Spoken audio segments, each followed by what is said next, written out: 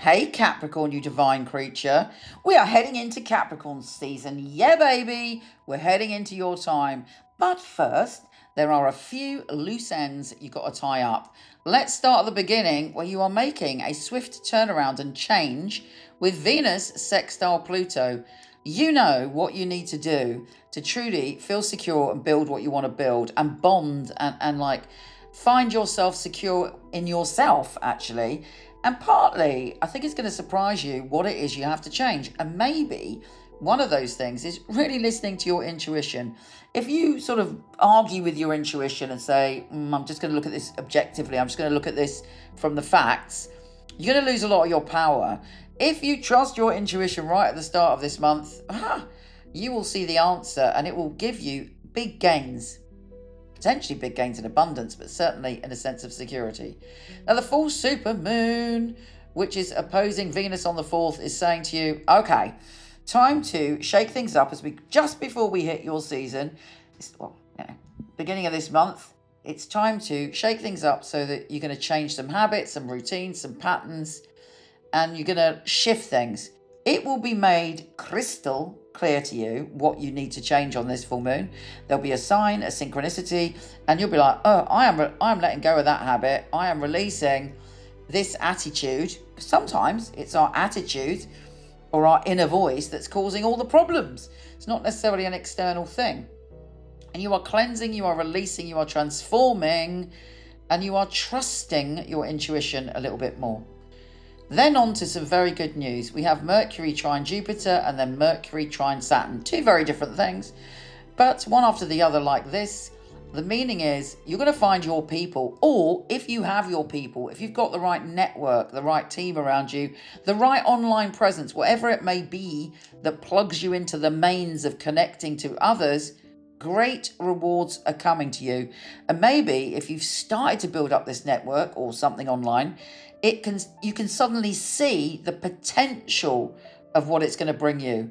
And this is the third time actually that this energy has been around. So it is like, come on now, let's not mess about, let's get stuck in and let's commit. And with Mars having a tricky square to Saturn on the 9th, you've got to be sure of yourself before the 9th, because people are kind of battling with each other over sometimes ridiculous things, sometimes important things.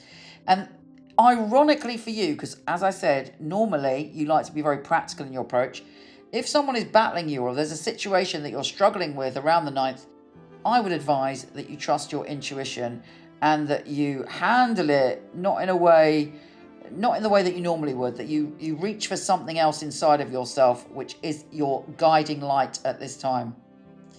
Now, Mercury is re-entering Sagittarius, and again, you're at the final stretch of something.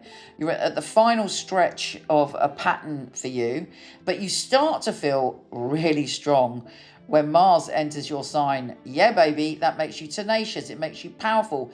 If you're 3/4 of the way up that mountain, you sprint to the top. You've got the energy you need, and this is really the start of your season when Mars enters Capricorn, because you're like, rah, I am back, I've got it. Then we have a new moon in Sagittarius, and it's square Neptune. You might feel a bit like, oh, I don't really know the boundaries. Everything might be a bit blurry.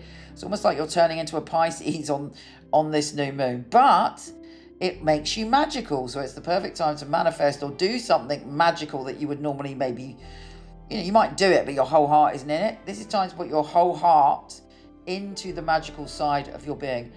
Avoid, or maybe actually, if you've got a habit like drinking or something that is an escape plan, you might choose to give that up on the new moon, but it's also going to give you these psychic superpowers, so definitely use them.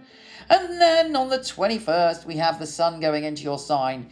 Yeah, baby, we've got Mars and the sun in your sign. You're feeling strong, you're feeling powerful, you're feeling you can handle anything. And if that wasn't enough, Venus on Christmas Eve is going into your sign, which makes you so lovable. Other people are so drawn to you.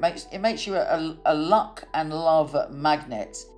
And you know what you want and you know how to get it. And other people are just like totally drawn to you and beguiled by the fabulousness that is you. use it. I mean, that's the point of astrology. It's not so much as this is going to happen. It's like, oh, I'm going to tune into that energy and I'm going to make it work for me. And I know that if I explain it like that, you're going to get it because you're a Capricorn after all. Take care, gorgeous, and I'll speak to you soon.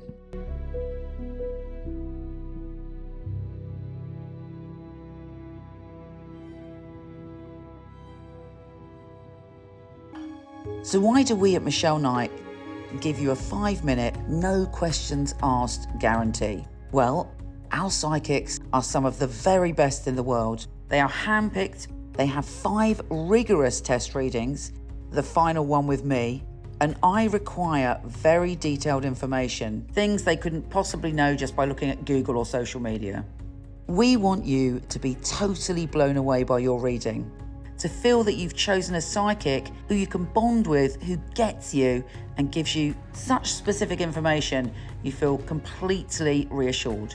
If this doesn't happen within the first 5 minutes, don't be shy, just put down the phone and your minutes will be topped up or refunded. Your reading should be uplifting, full of clarity and advice, and leave you empowered to make the right decisions for you. We want Michele Knight to be your spiritual home.